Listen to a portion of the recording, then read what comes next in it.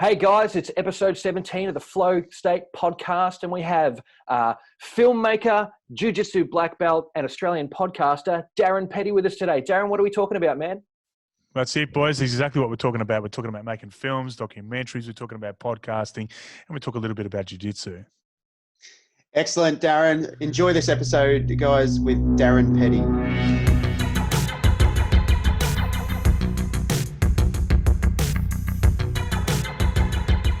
Darran Petty, thank you very much for joining us today, mate. Welcome to the Flow State podcast. How are you?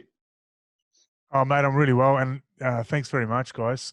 Really appreciate you guys reaching out, and here, man, I'm here for whatever we do. Yeah, That's man. awesome, man. I've followed you for a bit now. I got into your looking at what you do through a mate of mine who's a boxer, and he used to spar Luke Jackson. Awesome. And, I'm an aspiring filmmaker myself, and he was like, "You got to check out this Darran Petty guy. He's does all this boxing content for Luke and documentary stuff." And yeah, it was great. It was all self-made too, mate. I'm led to believe it's all self-taught. Yeah, man, I just taught myself how to use a DSLR 1780D through YouTube, man, and I started making my own little films, like vlogs and things like that, and got myself up to some kind of speed of editing, man. I can edit really quickly, and that's what these guys in the boxing wanted, and that's what arguably everybody wants, man. They want speed editing. And I could certainly do that. I was editing some of Luke Jackson's fights, and I'd have them edited, published music with B-roll and everything before everyone left the stadium. Yeah, that's incredible. And yeah, people do want that speed. They want to have their content there. You know, they don't want to wait 2 weeks for it to see the result, the finished product. So, but that's why I got the gig with Arnold Schwarzenegger. So when I got asked to work with Arnold, the reason being was because of the speed. So he'd do his expos and things like that. I'd follow him everywhere, backstage, behind the scenes, whatever. And by the time he got back to his hotel, I'd have content in his possession. That was going to be my very first question, Darran, was about how, because I love Arnold Schwarzenegger. I love him. Here's a fun fact. At one point in my life, I was the exact same height, weight, and shoulder width as Arnold was in Terminator 2, except I was a fat prick. That's the difference. Wow. So how did you get onto that gig? Like, I'm sure Arnie didn't just go, "I'm going to call Darran. Hey, Darran Petty, can you come and do some work for me?" Like, Definitely how did that come not, about? man. Yeah, definitely not. When I say I was working with Arnold, I certainly wasn't working directly with or for Arnold. But I was an ex-competitive bodybuilder back in the day, and I was making a film for a bodybuilding female, and I was in Victoria at the Vics, and the promoter there, Tony Doherty, said to me, "What are you up to next weekend?" I said, "I'll be at the Arnold Classic." He said, "Cool." I met him there. I said, "G'day." He said, "What are you up to tomorrow morning?" And I said, "Whatever, man, just chilling." And he said, "Well, you're in the bubble." And I said, "What's the bubble? You know, what's going on?" And I went up to Arnold's official photographer at the time, Gary Phillips, who I've since become really good friends with. I've got to ring him tonight. Remind me. And he goes, "No, you're not in the bubble. You're not in the bubble. Don't worry about it. That's full on." I said, "Oh, yeah, I think I'm in the bubble." Yeah, put me in the And he said, "Well, if you're in the bubble, man, you're with Arnold. It's going to be you, me, Channel 9, Channel 7." And I'm like, "Oh, damn." And I started like almost crying, like I've idolized this guy, as we all have for so many years through my bodybuilding career and whatnot. And all of a sudden, man, I'm running around this huge expo, with Arnold, and chatting with him back behind the scenes. And he thanked me at one point. I almost fell over, and I had a really bad vision of falling over and pulling his pants down. I thought, "Oh, geez, I'm going to bloody stuff this up for sure," And it was huge for me, and as it would be for anybody. And I'm much appreciative of Tony Doherty for giving me that opportunity. Man, that's amazing. I love Arnold a lot, and I think he's hilarious. And I love that he got pulled. I think we were talking about this on another episode where he got like pulled over by the police in Melbourne for like riding like one of those e-bikes without a helmet and like with a cigar. Just what a boss! That's the fucking best. I love that shit. Arguably, he's the boss of the world. He's the most prolific man alive. And once he passes away, it's going to be a huge hole to fill. Well, you think about what he Absolutely. did in so many industries for like, think about bodybuilding. Before Arnold, there wasn't guys that looked like Arnold. You know what I mean? That he was the guy who set that standard. And then you've got the acting industry and stuff like that. He was the most successful action star. Then he went into politics and did all this stuff, and everything that he touched, he fucking innovated all of that stuff and just completely tipped the whole world on its head there. If it'd be an interesting world if we didn't have an Arnold Schwarzenegger in it. He's a very hard worker, and and you can just see that in everything that he does. It's just hard work, and I can see a bit of that in your life too, Darran. You just seem to never not be working. Like when we reached out to Luke to get you guys on the podcast, he was saying that you were doing 5 or 6 podcasts a day, where we think we're doing good when we're doing 2 a week. You know, we're like, yeah, we're the podcast kings. Nah. Yeah, so straight after this, I'm on another podcast. So I think at 4 o'clock or somewhere around there. Yeah, 10 past 4 or something like that. So, and then tonight we've got a couple more, but I'm featuring on the 2 now, but then I'm interviewing a few later. And what I believe is that, and that's why I've got Josh, because he helps me out. Yep. Because I pushed so hard, when Josh came on board with me, he didn't alleviate my work. He allowed me to create more. And that's what I think. And that's, you guys have obviously got a great little duo there yourselves, and obviously in isolation at the moment, so you're in different rooms. But my advice to you guys is just to bloody work off each other, push each other. Don't ever catch or cradle each other. Work off each other and just push each other to be the best you guys can be. And that's what Josh is doing for me. we're actually in the same house in separate rooms to make it look like we're not together. No, I wouldn't have curtains like that. No, that's right. So no, that's amazing. Yeah, no, Josh, I saw some episodes with Josh. Did you call him Luke before? Yeah, Josh. Let's not let that sit. I want to call that out. Sorry, Josh. Sorry, Josh. I don't know where Luke comes from. You'd like Luke better anyway. I think you and Josh have a pretty good chemistry too. I watched a couple episodes of you guys talking before, and it was really interesting to see. It's good just having a mate to do something with. Cody and I have both done things separately before, but and together with other people. But sometimes it's really hard to find someone that you don't have, different ideas as, or someone that you can mesh with a lot easier. But it's good to not be alone in a venture, I suppose. Sometimes. Certainly. I mean, But Josh is, he works for me, so he's my podcast producer.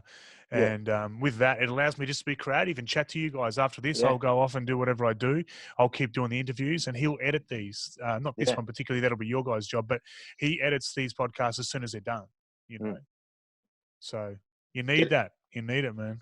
And he gives me a cup of tea every now and then. What a legend. Yeah, we need it, Josh. Thanks, I want to just... Josh's hand will come in through the side and just be like, "Oh, thanks, buddy." We'll get a Luke. Mate, he passes me beers flat out. I love it. It's so good. That's dangerous combo. Really so I checked out a couple of videos of your studio there, Darran, and I love it. It's hugely impressive. But I did notice in one of your videos that just outside of there's a gigantic warehouse, right? What's going on out there? I want to know, because I'm like, where is this magical place? Because there's echoey, there's nothing out there, and then there's this awesome cozy studio.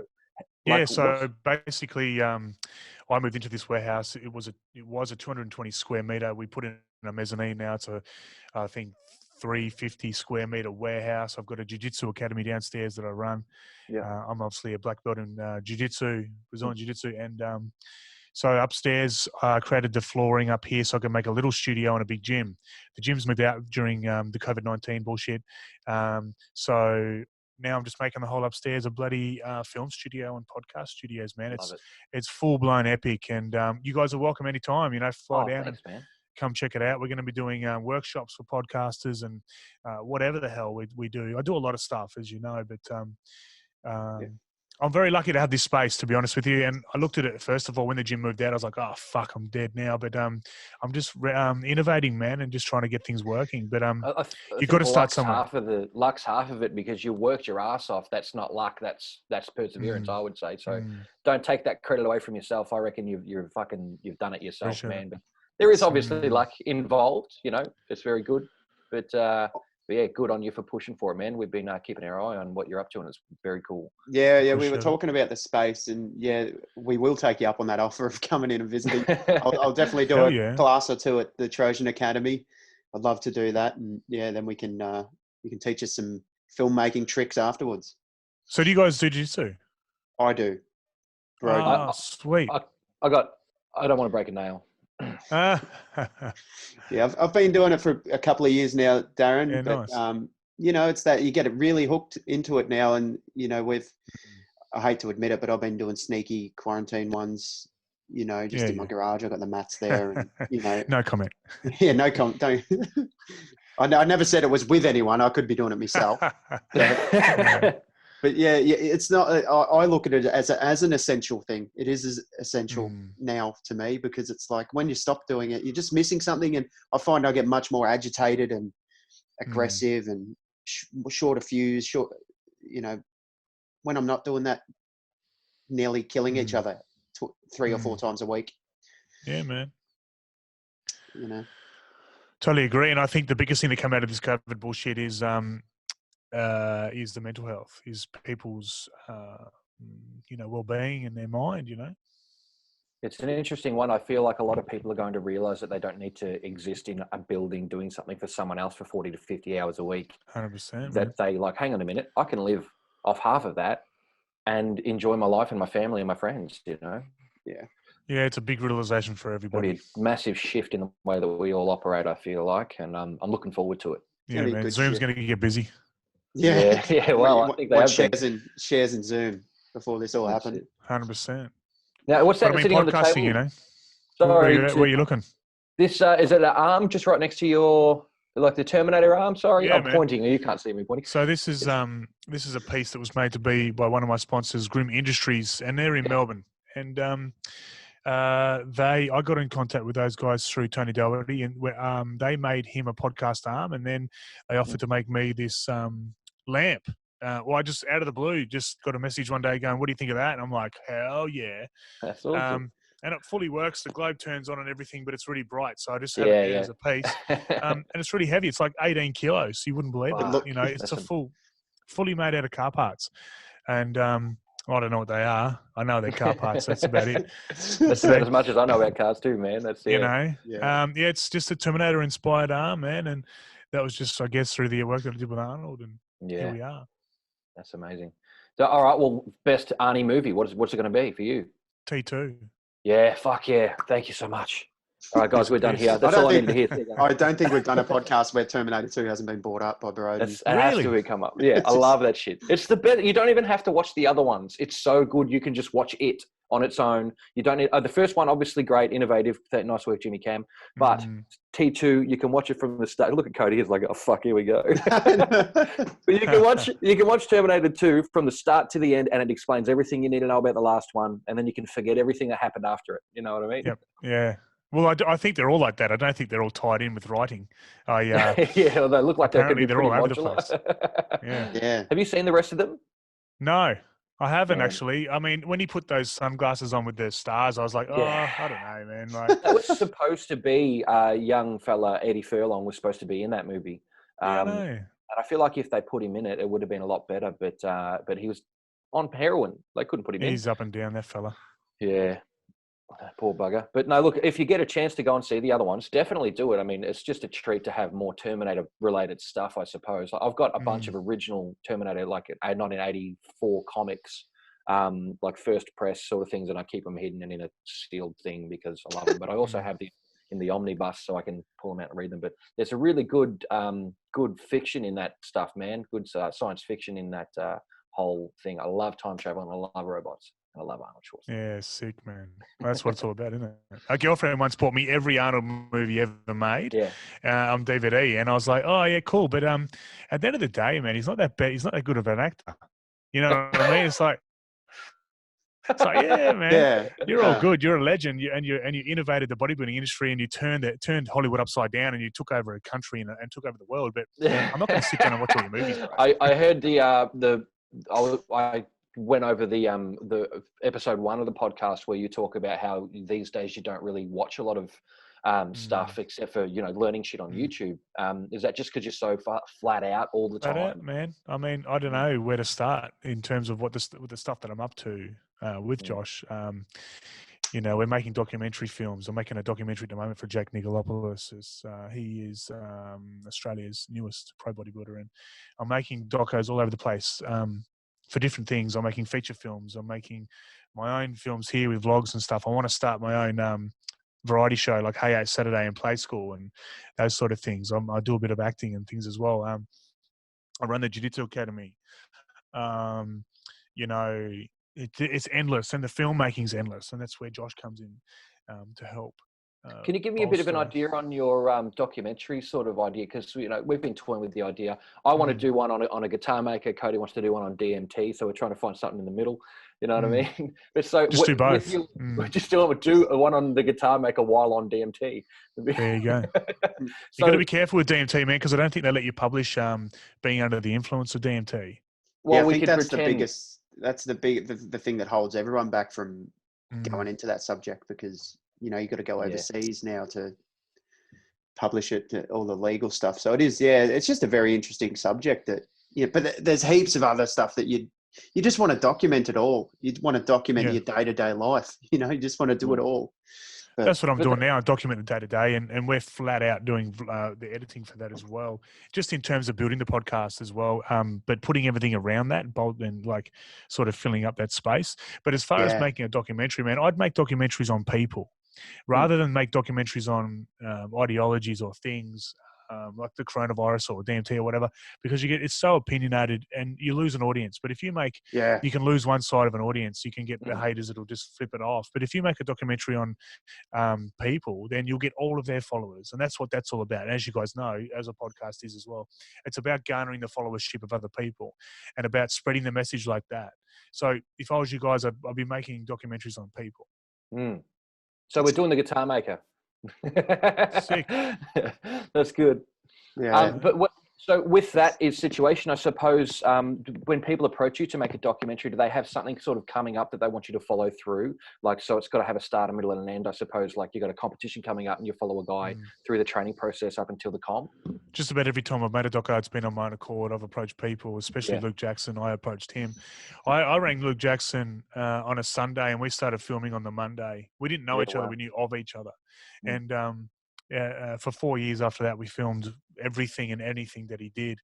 I think it's when you make a documentary, it's about a relationship. And as far as like the dimensions of the podcast, the dimensions of the documentaries, it just depends how it flows. I don't really have a rigid style. I just film what's there, and it just comes out as it comes out. I really like the raw format style, not really like the beginning, the middle, and the end. Because it's never ending. Like it's continued. And to be honest with you, documentaries are great, but I think docu-series are better, where you have there's series one, there's episode one, there's episode two, because it is ongoing. With Luke especially, like he's got so much more life to live. It is what it is. But with a documentary film style, my documentary film style, I literally just film what's there. I don't really worry too much about how to put it together. It puts itself together.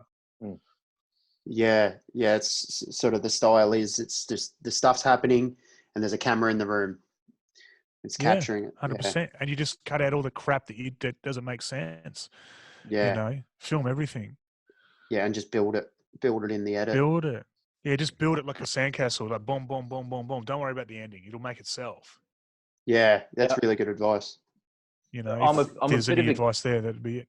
Yeah, I'm a bit of a gear fiend too, Darren, and I'm interested as to what, because all the stuff that you film looks great, sounds great. I see you using the pod mic there. I made a comment on your live stream the other day. We love Rode microphones as well. I'm wearing their hat at the moment. What's your camera of choice for docu-making? I love it, man. I love 70Ds, 80Ds, because at the end of the day, I'm not going to walk around with a black magic or a red, because if I drop it, I'm fucked. Yeah. So, and I like to throw things, Simple, man. Simple. Just operate with your DSLRs, whatever style, Nikon or Canon, and just run and gun. And that's my style. I don't like using stabilizers. I like people to know that there's a person holding the camera. I don't like the stabilizer look, and there's no offense to it. I just don't like it. I've used a stabilizer, and I like it. I like to watch it. I just don't like to use it. I do think a stabilizer would help my footage look a lot more professional, but that's not what I'm about. I'm a run and gunner.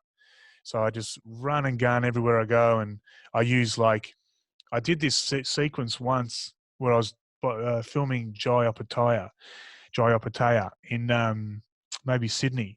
And I entered the ring and I didn't turn the camera off and I kept it in the edit. And everywhere I went, I just used that as a transition. And people are like, did you forget to do that? Because it's sick, but did you forget to do it? And I'm like, nah, I love it. I love the walking, running style.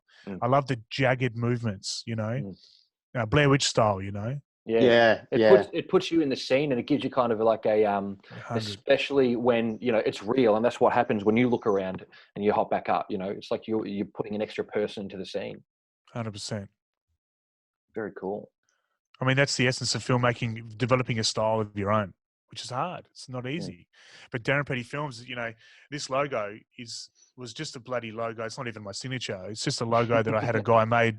And I said, make a signature and write films underneath it, And looking back, I shouldn't have had films because, I make videos, not films. But the logo and the essence of what I became was by my style, not by the logo. The style enhanced the logo. So wherever you see this logo now, that you're going to get this bloody jagged walking video with cut stop editing, with no transitions whatsoever. If you ever see a transition in my filmmaking, I've made a mistake. So basically I just go cut.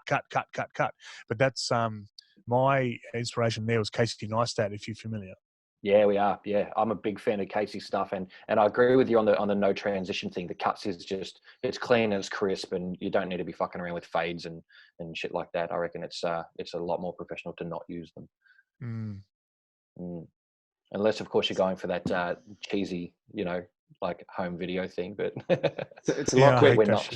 Yeah, it's a lot quicker to edit too when you're just cutting and dragging it. Absolutely, cutting, and it doesn't look bad. And it's becoming more and more popular. I think there's more and more filmmakers like you, Darran, that are looking for that raw look, that really just put together raw look, like almost as if you're in the room or you filmed it yourself sort of thing. It's like, it's a very particular style. And it's something that I've noticed in your documentaries and stuff that I've seen, stuff with Luke. It's always the same. It's always the same. No transitions. Stop, start. It's good. And it's a good style. And it's easy, like you guys said, it's fast, and that's part of the reason for my success. And I don't hide the fact that I'm so fast because of the fact that I don't add all these extra added things. I've only just started. I've just stopped using LUTs. I just don't give a fuck about the LUTs anymore. It depends on the quality of the film I'm making and the money that's crossed the table. But to be honest, man, I also write a letter to most people and say, you get what you get. You're not gonna. I don't do any. I don't do any co-editing, so I don't allow anyone to influence my editing. If you don't like it, then I will just stop it. That's awesome because nothing more frustrating. Yeah, because it's frustrating thinking that you've done something well and then the person doesn't like it and they want to change so much and you have to go back and go over it. If they want to change the content, that's fine. If they don't like what they said or what they did, that's okay. But the editing style is the editing style. It's what you do. It's one of those ones where you end up getting like I'm in the audio game, and I have been, and clients that they're like, we want this. Can you change this? Can you change this? It's like you've paid for 2 revisions. We're up to revision 6. I'm not doing anything else. And if it's kind of, you don't want to be an asshole, but you want to be like, look, if you know how you want it so bad, why the fuck didn't you edit it in the first place? You know what I mean? Why didn't you cut it yourself? Like if you wanted to just film it and give you the video, I could do that. Yeah, people pay for people to make videos because they can't be bothered. It's very easy to make a video and edit it, but a lot of people want videos made just because they've got more important things to do. But with that, then what they want and what they require post edit can mountain up because they've got nothing better to do but ask for extra edits and things like that. But it depends on what they are. If somebody says to me, "Oh, look, I didn't notice that my bloody dog was in it, and I've since lost my dog," or whatever, that's fine. But as far as like silly little edits go, but again, like the customer's always right? And you can't. You just have to do it. You just if an edit takes another 2 months over time schedule, then it just does, and that's what I believe. I try and do everything I can for the people that I make videos for this, so they leave with a good taste in their mouth. And trust me, there's been some bad ones. Like I've had a few people say, "Oh, I want my money back, complete money back," and I'm just like, "Oh, that's just ridiculous." And it's only because that's what they wanted in the first place. They set that up, so that they could have a film made, receive it, and then ask for their money back based on very little, based on like an edit they didn't like. Yeah. And I said to them, "Look, I can change it," and they said, "Nah, don't want to change, want money back." It's things like that you got to watch out for. Yeah, absolutely. Never give the money back. That's you put the time in. That's they got to lose that. That's a piece of shit move if anyone pulls that on you. That's the game though. This is the game we live in. We're on a tightrope. As filmmakers, it's like once you leave the shop with the shirt or the cake or whatever, or not the shirt, but the food, it's eaten. But with a video, you can put hours, you guys know, like how many fucking hours are involved in all this stuff. And people only see an end result of 5-minute film, 10-minute film. Yeah. But that 10-minute film's taken ages. Like I'm a very fast editor, but at the end of the day, if I'm making a doco, I'll spend months on it. But with Luke's documentary, I actually aired that. We actually did a premiere at his gym with like a couple of hundred people and a big projection thing and audio and all this stuff. It was huge, right? The audio fit out was a couple of grand, and I actually aired that through iMovie. It was projected onto the screen. Yeah, so I haven't even finished it yet, and I was under the pump, and it was huge, and I was new to the game and everything like that. But I started on iMovie, and now I'm in Final Cut Pro. But these things, man, they're all accessible. Yeah, absolutely. To the point where I'm making some video for my work at a music store on my phone, literally on my phone, and I can sit there and make it look great and cut it on my phone. That's fucking amazing technology. 100. For sure. I love. It's I understand you picked those. Like I said, I'm a bit of a gear fan and I'm a Rode fan. I understand you were donated those microphones from Rode. Is that correct? Yeah. So we were just kicking off, and obviously I've got a fairly medium large social media following there, and just through all the bullshit hard work that I've done, it's some of the hard work. It's hard to put perspective on the hard work that I've done. And people think, oh, you just created a podcast out of nothing. No. We created a podcast out of like the years and years of connections that I've built. And with Rode, they recognized that, and I think Josh organized it all. And one day Rode had sent us two podcast mics and a deck, whatever you call it. The Rodecaster. The Rodecaster.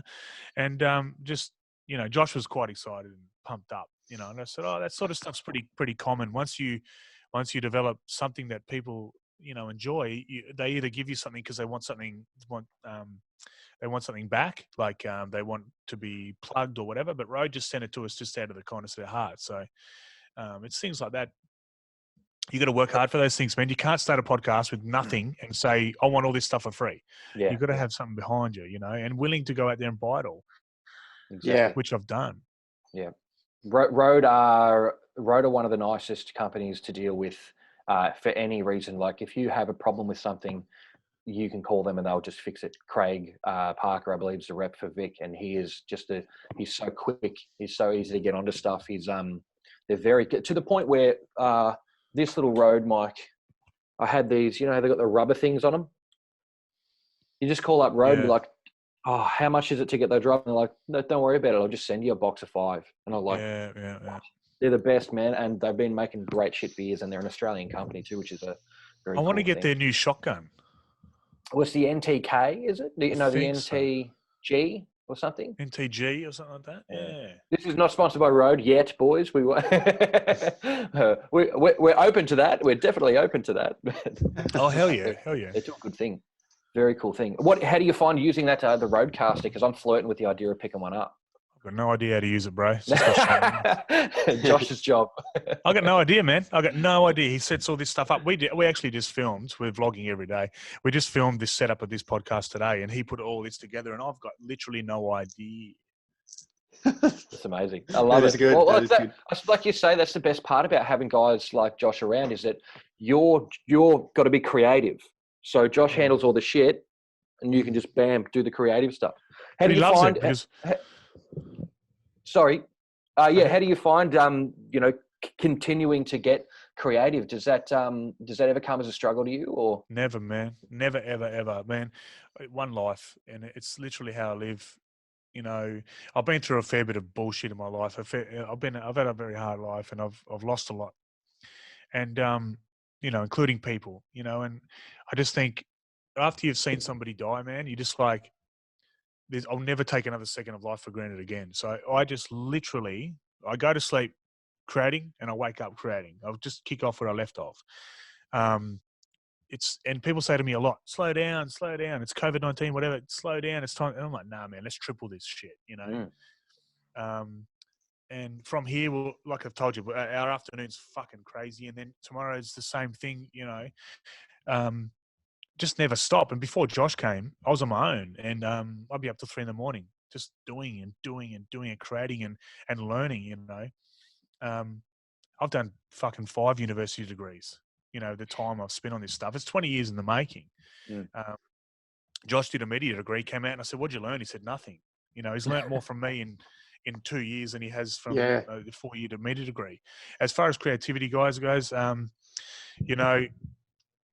I don't know. I guess I hate saying I don't know because I do, but it's you got to have no fear. You can't think about what people think of you. If you have an idea, it becomes reality straight away, instantaneously, without any thought of, is that going to fail? I don't give a fuck about failure. Matter of fact, I love it. If something fails, it's not meant to be. If I fail, I'll learn. If I go to a seminar or do a course or talk to someone and I don't learn anything, that means I'm on the right path. I just think creativity comes from having no fear. That's fucking good shit. People need to hear that stuff. I enjoy that a lot. Yeah, absolutely. I feel like, just willing to risk it and, put it all on the line. And if it doesn't work, having the balls to say, oh, it didn't work, let's try again. Let's do something else, But, I'm actually a bit pumped after that, to be honest. I'm like, me too. Look, let's fucking go. You got to be, man. You got to, whatever you got in your mind today, like change your fucking life right now, not even later, not even tomorrow. Just think to yourself, I'm going to fucking die soon. And that's it. Like to quote Gary V, all that type of thing, but it's real. Like it's really real. Once you see, my sister passed away in 2013 and I watched her pass and I'm just like, if there's a woman there who wants to live and I've got a life, I'm not going to fucking be lazy or anything ever again in my entire life. And, I just think, I don't think like, I'm going to die tomorrow because that's ridiculous. I just think every second that passes, I'll never get back. Yeah. I have to move forward. And I do some stupid shit too, by the way, boys. Like some of the ideas I have, people look at me like, are you fucking stupid or what? And I'm just like, yeah. And you got to do it. You got to stuff up. And that's what, look, same with kids. They have to stuff up. They have to fall. They have to whatever. Same as us. I mean, I'm 39 years old. I'm turning 40. You'd think I was bloody 20 years old. So, Darren, I noticed you've been doing some Wim Hof inspired breathing and ice, cold water sort of stuff. Is that a daily thing for you? And do you find any benefit from it immediately in the time that you've been doing it? Yeah, man. So I'm a chronic asthmatic, had asthma since I was young, using Ventolin every day and Serotype and things to keep me going. But when COVID bullshit, you'll notice that I like to call it COVID bullshit. I love it. It's fucking hilarious. Once that came in, I was like, oh, you know what? I don't know what's going on. None of us did. It sounds pretty full on, so I'm going to do something to help myself, something I can do at home. Just looked him up. He came across somehow, some friends of mine, whatever. I started doing his breathing method and I was shocking, man. I could only hold my breath for like 20 seconds and now I can hold it for like a minute and a half. It's crazy. This is after a month, and cold showers in the morning. I started off real weird. I used to get in the shower a month ago. I got in the shower for 15 minutes cold. Just stood there for 15 minutes. I'm like, I don't really have time for this. And then I was thinking, in the shower, I was thinking, I can't be stopped. Like, part of me, man. Part of me is like, if you tell me I can't do it, it's like, oh, don't say that. Don't tell me I can't do it, because now I've got to do it.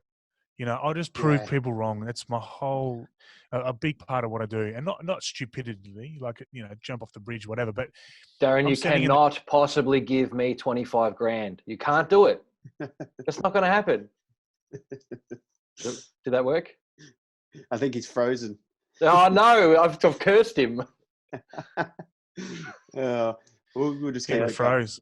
Oh, fuck. No, I got you back. I cannot wait. He said, you cannot possibly give me $20,000. No shit. Yeah, and I'm sitting in these cold showers just thinking, the app said 2 minutes, so I'm gonna go as long as I can. So I just stood there and took it, and just like, I can't be beaten. And then I thought, I haven't got time for it. So then I did, every day I do warm. In the morning, I get up, have a warm shower, no problem, whatever. And then hit the cold straight away, put on a 2-minute timer and listen to fucking Dave Goggins and, get on with it.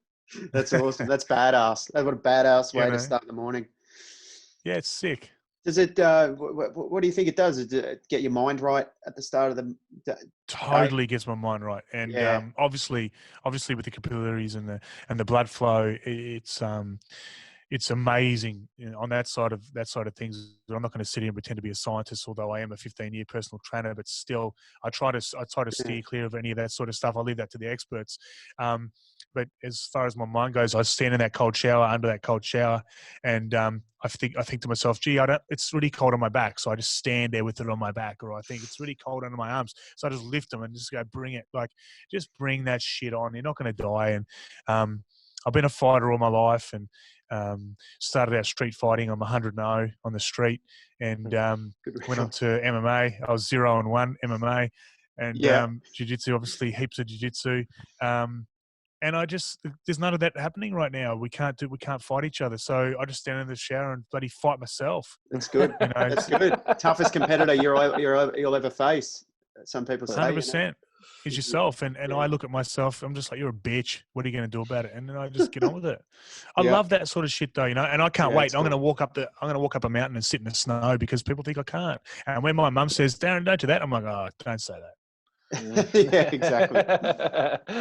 So did you compete much in jiu-jitsu along the way? Yeah, I did, man. I started competing in 2008 and competed all the way up until I started my academy.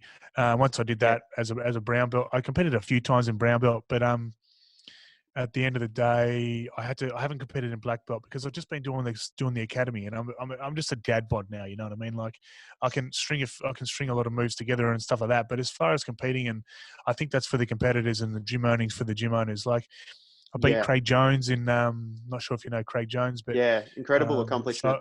That guy's a beast. Yeah, I beat him in purple belt in like 30 seconds. I ankle locked him, and then he went off to become this huge mammoth thing, doing great things for Australia. And I beat a lot of people, but at the end of the day, what I loved about competing is the friendships and traveling and all that sort of thing. So even in bodybuilding, is the one Mr. Tasmania, Mr. Australia, went to the universe and placed 5th, and that for me was just. It was just getting it done and doing it and accomplishing, Once I accomplish something, I stop thinking about it. Like, I don't care. I throw all my trophies away. I've got 2 or 3 trophies in the back here, but I don't dwell. I just move forward, constantly moving forward. And arguably, I think that I should stop and smell the roses sometimes. But to be honest with you boys, I just think kill and harvest. And man, you will smell the roses because you've grown so many of them along the way. You know what I mean? Eventually there's going to be so many fucking roses that's going to be all you can smell, but you don't have to stop just to focus on the one, right? It's true. Man, so on that note, with all that stuff happening, man, like you're a fucking freight train.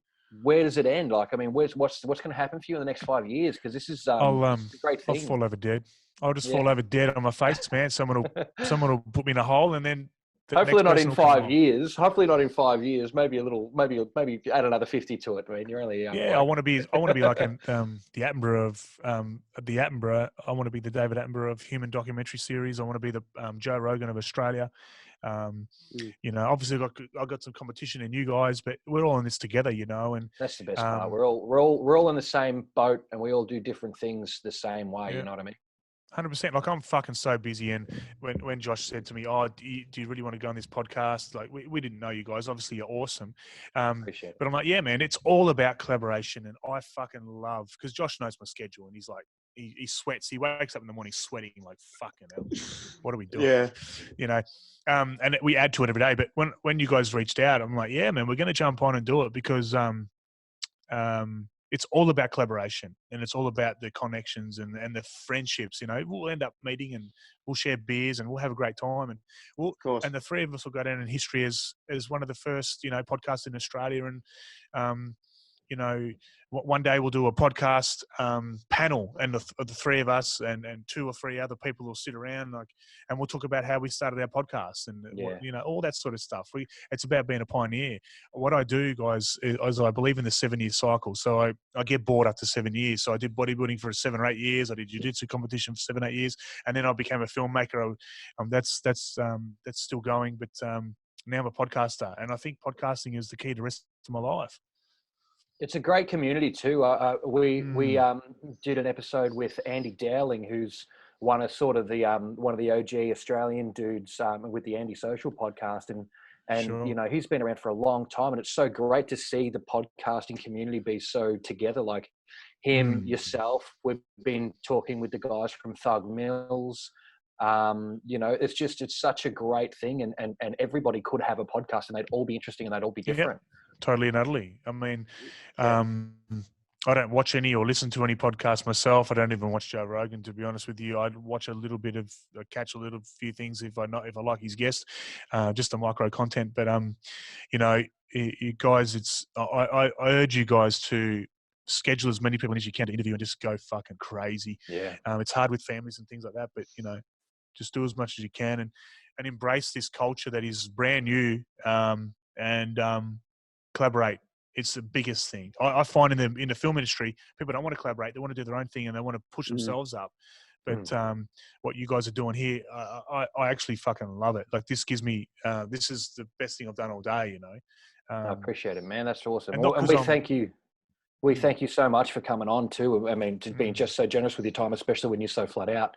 And yeah, it's great to be able to have you on, and you know, hopefully it's one of those tit for tat things. Hopefully some guys that see you might catch us, and hopefully some guys that catch us might see you. And that's the 100%. Thing. We all grow together. We all get bigger, and we all get better. 100%. Who would have thought that calling your mates and having a chat would be a good thing? It would be a big thing, you know. And the other thing I love about podcasting is, not the other thing, but what I want to reiterate is friendships. You know, I'm becoming friends with people all over the world, and getting to know people on this level. It's like an interview, but it's not. It's like it's just like chatting with your friends. But once these are all said and done, we just add friends in big places, far places. Sorry, and I really value that. I think it's fucking awesome because you know. The good people in Tasmania are hard to find. I'm only kidding. I've never been to Tassie. I've been wanting to come to Tassie for a long time. I want to go to that to Mona. Mona. Joint. That's going to be sick. Yes, I've interviewed the guys from Mona, and they're phenomenal. And there's a lot happening out there. But I'm actually from Mildura, guys. If you didn't know. I was in Mildura a month or so ago on my way back from Broken Hill. I'm sorry to hear that. I'm sorry to hear that. First Street, Second Street, Third Street, Fourth Street, Fifth Street. Get the fuck out of there, street. Yeah, right. Can't stand it. I'm not from Tassie, but certainly I do call it my home now, and I love it. I love it. Where's Darran Petty Studios located? Is it Hobart? We're in Hobart. Yeah, we're in Hobart. So when you come down, we'll pick you up at the airport, which is 20 minutes from the city, and then we're 5 minutes out of the city. Oh man! So sounds like it'll a plan. be sick. Yeah, man. Mate, once we get rid of COVID bullshit, as you call it, we'll get rid of that shit, and then we'll be ready to rock. Hey, well, Darran, look, it's getting pretty close to time for us to let you go to your next potty. Sure. So, Cody, you want to wrap this one up? Yeah. Just want to say thanks again, Darran. It's been great having you on the podcast, man. We love what you're doing. you know, someone we look to for inspiration, and we have for a long time. And it was great to finally get you on and have a chat to you and find out what makes you tick. So yeah, thanks again, mate.